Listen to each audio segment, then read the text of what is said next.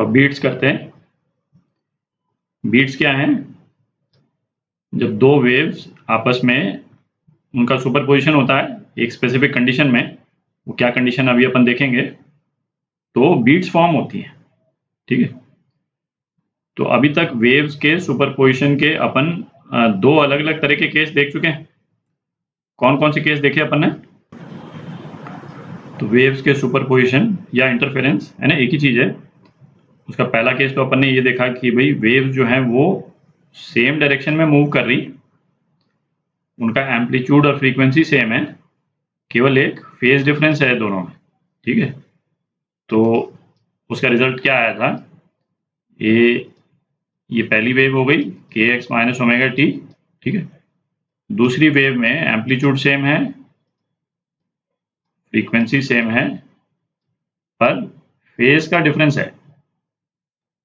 तो जो रिजल्टेंट जो एम्पलीट्यूड आया था वो क्या आया था? 2a cos π/2 sin kx minus omega t plus π/2। ये इक्वेशन थी रिजल्टेंट वेव की, और रिजल्टेंट वेव का जो एम्पलीट्यूड है वो ये था। ठीक है, तो एक केस तो अपन ने ये देखा। दूसरा केस क्या देखा अपन ने? तो दूसरे केस में अपन ने क्या देखा कि वेव्स का एम्पलीट्यूड और फ्रीक्वेंसी सेम है, पर वेव जो है वो अपोजिट डायरेक्शन में ट्रैवल कर रही है। तो वेव्स की इक्वेशन और इन दोनों वेव्स के सुपर इम्पोजिशन से क्या बनता था? स्टैंडिंग वेव्स बनती थी, है ना। ये अपन ने जितने केसेस देखे है ना, open pipe, close pipe, string में, तो स्टैंडिंग वेव्स बनती थी। वेव्स की जो इक्वेशंस होती थी वो क्या होती थी? Sine kx minus omega t, दूसरी इक्वेशन हो गई a sine kx plus omega t, है ना। बस यही डिफरेंस आ गया क्योंकि वेव का मूवमेंट का डायरेक्शन अपोजिट है। ठीक है, और रिजल्टेंट वेव ये क्या हो जाती थी? 2a sine kx cos omega t, है ना। तो ये एक ट्रैवलिंग वेव नहीं है, है ना, ये स्टैंडिंग वेव है। It is not a travelling wave. ठीक है, और इस इक्वेशन को देख करके हम कैसे बोलते हैं कि ये ट्रैवलिंग वेव नहीं है? कि एक तो इसमें kx माइनस ओमेगा टी वाली टर्म नहीं है, है ना, पहला तो ये। और दूसरा आप देखें तो एम्पलीट्यूड जो है वो फिक्स हो जाता है किसी भी पर्टिकुलर x पे। तो यदि कोई एक स्पेसिफिक x की वैल्यू हम कर दें x0, उस पे वेव का जो एम्पलीट्यूड है वो फिक्स हो गया। आप देख रहे हैं, है ना। तो एम्पलीट्यूड जो है वो ट्रैवल नहीं करता है ना। तो अलग अलग पॉइंट्स के एम्पलीट्यूड जो है वो फिक्स हो जाते हैं, उसी एम्पलीट्यूड पे वो उसी पॉइंट पे पार्टिकल ऑसिलेट करता रहता है। ठीक है, तो ये दो केस तो देखे अभी तक अपन ने। तो अब बीट्स देखते हैं, है ना। बीट्स में फिर अब आप अप्रिशिएट कर पाइएगा कि डिफरेंस क्या है। मेंटली आप नोट कर लें इन दोनों केसेस को। अब बीट्स का केस देखते हैं, बीट्स में क्या होता है। तो बीट्स के केस में सिचुएशन क्या है? टू वेव्स, है ना, यहाँ मैंने साउंड लिखा हुआ है, मैं बताऊंगा उसका कारण क्या है। Two waves travelling in the same direction, उनका एम्पलीट्यूड सेम है, डिफरेंट क्या है? फ्रीक्वेंसी डिफरेंट है। अभी तक के जो दोनों केस अपन ने देखे थे उसमें फ्रीक्वेंसी सेम होती थी वेव्स की जो सुपरपोज कर रही है ना, इनमें फ्रीक्वेंसी डिफरेंट होती है। ये बीट्स का डिस्कशन जब खत्म कर लेंगे ना, तब अपन डिस्कस करेंगे कि यहाँ पे मैंने साउंड वेव वर्ड क्यों यूज किया। ये फिनोमिना साउंड और लाइट दोनों में ऑब्जर्व होता है, पर ये आपको जरूर क्लियर रहना चाहिए। तो ऐसे करते हैं, दो वेव्स बनाते हैं, है ना, इसको विजुलाइज करते हैं थोड़ा। स्लाइटली डिफरेंट फ्रीक्वेंसी की वेव्स, सपोज ये दो वेव्स अपन ने बना दी, और ये वेव भी इसी डायरेक्शन में जा रही है और ये वेव भी इसी डायरेक्शन में जा रही है ना। ट्रैवल तो सेम ही डायरेक्शन में कर रही है दोनों। इस वेव की फ्रीक्वेंसी इसको f1 बोल देते हैं, इसकी f2 बोल देते हैं। एंगुलर फ्रीक्वेंसी आप लिखना चाहें, है ना, ओमेगा 1 ओमेगा 2। अच्छा, ये दिख ही रहा है कि इसमें f2 जो है वो f1 से ज़्यादा है, नीचे वाली वेव जो है इसकी फ्रीक्वेंसी ज़्यादा है। तो इनका जब सुपरपोजिशन होगा तो दोनों वेव्स की जो पोजीशन होगी वो किस तरह की होगी, है ना, उसको भी एक बार देख लेते हैं। तो ये दोनों वेव्स जो हैं कुछ इस तरह से सुपरपोज करेगी। ठीक है, अच्छा, यहाँ पे अपन ने दोनों वेव्स को अलग अलग बना रखा है, इनका रिजल्टेंट नहीं बनाया है। तो पहले इनके रिजल्टेंट को मैथमेटिकली देख लेते हैं और फिर उसको विजुलाइज करेंगे। तो पहले वेव की इक्वेशन ए साइन के एक्स माइनस ओमेगा 1t बोल देते हैं, ठीक है। y2 इसकी इक्वेशन ए साइन के एक्स माइनस ओमेगा 2t बोल देते हैं, ठीक है। फ्रीक्वेंसी डिफरेंट है, एम्पलीट्यूड सेम है। अच्छा, अब ऐसा करते हैं, है ना, किसी भी एक रेफरेंस पॉइंट से कोई एक पॉइंट ले लें, कोई भी एक पॉइंट ले लें, x0 एक पॉइंट लेते हैं अपन। किसी भी एक पॉइंट पे एम्पलीट्यूड किस तरह से वेरी कर रहा है, यदि वो निकाल लें तो उसी तरह से एम्पलीट्यूड जो है बाकी सारे पॉइंट्स पे भी वेरी करेगा, है ना, ये तो क्लियर ही है। तो हमने x0 इस तरह से चूज किया कि k x0 जो है वो π/2 है, ठीक है। ये हमने अपने सहूलियत के लिए चूज किया है, तो ताकि मैथमेटिकल कैलकुलेशन जो है हमारा सिंपल हो जाए, है ना, और कोई कारण नहीं है। क्योंकि इसमें इस पॉइंट पे जो सुपरपोजिशन का रिजल्ट होगा या इस पॉइंट पे होगा या इस पॉइंट पे या किसी भी पॉइंट पे जो उसका रिजल्ट होगा वो तो सेम ही होगा। तो हमने अपने कैलकुलेशन को सिंप्लीफाई करने के लिए इस तरह का पॉइंट चूज किया ताकि k x0 जो है π/2 हो जाए, ठीक है। तो अब इस x0 पॉइंट पे y1 की वैल्यू जो है वो क्या हो जाएगी, a sign π/2 minus omega 1t हो जाएगी, ठीक है। और y2 की वैल्यू क्या हो जाएगी, a sign π/2 minus omega 2t, दिख रहा है। तो इसको हम क्या लिख सकते हैं, y1 हो जाएगा आपका a cos ओमेगा 1t और y2 हो जाएगा a cos ओमेगा 2t। ये एम्पलीट्यूड्स हैं दोनों वेव्स के, किस पॉइंट पे, x0 पॉइंट पे। अब थोड़ी जगह बना लेते हैं। अच्छा, इन दोनों को यदि अपन ऐड कर देते हैं तो क्या आ जाएगा अपने पास में, y रिजल्टेंट ये आ जाएगा a cos omega 1t plus cos omega 2t, ठीक है। अच्छा, ये आपने ट्रिग्नोमेट्री में देखा ही होगा, cos a plus cos b जो है वो क्या होता है, twice cos a minus b/2 cos a plus b/2, ठीक है। ये तो आपने, ये ट्रिग्नोमेट्री का रिलेशन है, स्टैंडर्ड रिलेशन है। तो इसको यदि अपन लगाएंगे तो अपने पास में क्या आ जाएगा, twice cos omega 1 minus omega 2/2 into T into cos omega 1 plus omega 2/2 into T, ठीक है। ये रिजल्टेंट आ गया। अब थोड़ी जगह बना लेते हैं और इसको एनालाइज करते हैं। तो अब इस वाले एक्सप्रेशन को आप देखें, इसमें फ्रीक्वेंसी से रिलेटेड दो टर्म्स हैं, है ना। ये भी एक फ्रीक्वेंसी वाली टर्म है ओमेगा 1 माइनस ओमेगा 2/2 और ये भी एक फ्रीक्वेंसी वाली टर्म है। तो अब ऐसा करते हैं, जैसे यहाँ पे अपन ने जो वेव जो इंटरफेयर कर रही थी उनका रिजल्टेंट नहीं बनाया था। तो अब एक केस देखते हैं जहाँ पे दो वेव्स की फ्रीक्वेंसी स्लाइटली डिफरेंट है, तो उनका रिजल्टेंट जो है वो किस तरह का दिखता है ना, उसको देखते हैं, है ना। फिर इससे हम कोरिलेट करेंगे, ये जो अपना रिजल्ट आया है ना उससे कोरिलेट करेंगे कि वो उस तरह का क्यों दिखता है। तो अब इस वाले केस में देखें, इसमें दो वेव्स हमने ले रखी है ना। एक वेव की फ्रीक्वेंसी है जो 100 हर्ट्ज है, दूसरे की 110 हर्ट्ज।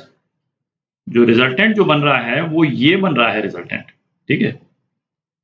तो इसमें आप देखें कि रिजल्टेंट वेव की जो फ्रीक्वेंसी है वो तो ये है ना, ये जो हायर वाली जो फ्रीक्वेंसी है ना, दिख रहा है, ये तो वेव की फ्रीक्वेंसी हो गई, ठीक है।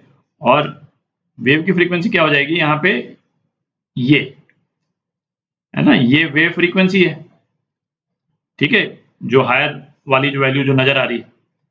तो उसके अलावा एक चीज जो वेरी कर रही है वो इसका एनवेलप है, वेव का जो एनवेलप है वो भी ट्रैवल कर रहा है, ठीक है।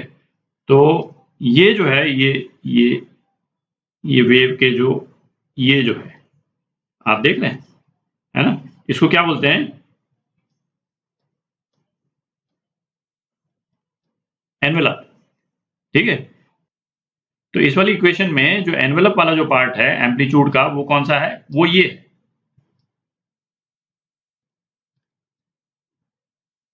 ठीक है।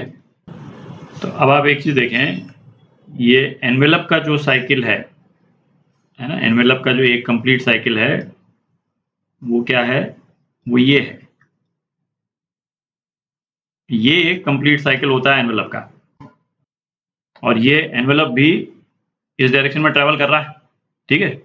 इसका मतलब ये हो गया कि किसी भी एक पर्टिकुलर पॉइंट पे जो एम्पलीट्यूड है वेव का वो वेरी करता रहेगा डिपेंडिंग ऑन कि वहां पे एनवेलप का कौन सा वाला पोर्शन है। तो एनवेलप की जो फ्रीक्वेंसी है वो क्या हो जाएगी, envelope frequency f1 minus f2 upon 2 हो जाएगी, दिख रहा है इस वाले एक्सप्रेशन से।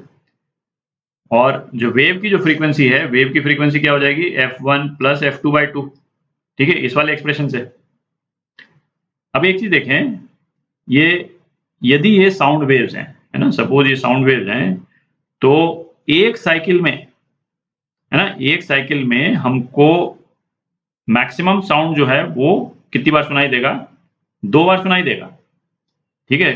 कब कब, एक बार तो इस वाले केस में सुनाई देगा और एक बार इस वाले केस में सुनाई देगा, दिख रहा है। तो बीट्स हम किसको बोलते हैं, बीट्स हम उसको बोलते हैं कि ये जो साउंड जो वेरी करता है, जब हम इस तरह के साउंड को सुनते हैं, जैसे ये 100 हर्ट्ज और 110 हर्ट्ज के साउंड को जब हम हियर करेंगे, तो साउंड का जो मैक्सिमम एम्पलीट्यूड जो है ना वो वेरी करेगा, कभी तेज हो जाएगा, कभी धीरे हो जाएगा, कभी तेज हो जाएगा, कभी धीरे हो जाएगा, उसको बीट्स बोलते हैं। साउंड का वॉल्यूम इटसेल्फ जो है वो चेंज होगा, जो उसकी मेन फ्रीक्वेंसी है वो तो अलग हो गई, ये वाली, ये हायर वाली जो फ्रीक्वेंसी है वो तो अलग चीज है, पर जिस एम्पलीट्यूड में हमको आवाज ही सुनाई दे रही है वो ही ऊपर नीचे होने लगेगी, ठीक है, उसको बीट्स बोलते हैं, ठीक है।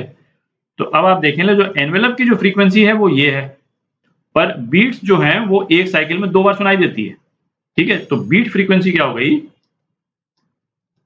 बीट फ्रीक्वेंसी इसका डबल हो गई, twice into f1 minus f2 upon 2, ठीक है। तो बीट फ्रीक्वेंसी क्या हो गई, f1 माइनस f2, ठीक है। तो जैसे इस वाले केस में f1 f2 माइनस f1 कितना है, 10 है, f2 माइनस f1 जो है वो 10 है, तो हमको एक सेकंड में 10 बार साउंड का मैक्सिमा जो है वो सुनाई देगा। क्यों, क्योंकि इस वाले पॉइंट पे भी जो हमको जो सुनाई देगा वो साउंड का मैक्सिमा ही सुनाई देगा, ठीक है, और इस वाले पॉइंट पे भी साउंड का मैक्सिमा ही सुनाई दे रहा है हमको, ठीक है। एक साइकिल में 2 बार, तो हमको 10 बार मैक्सिमा साउंड का सुनाई देगा।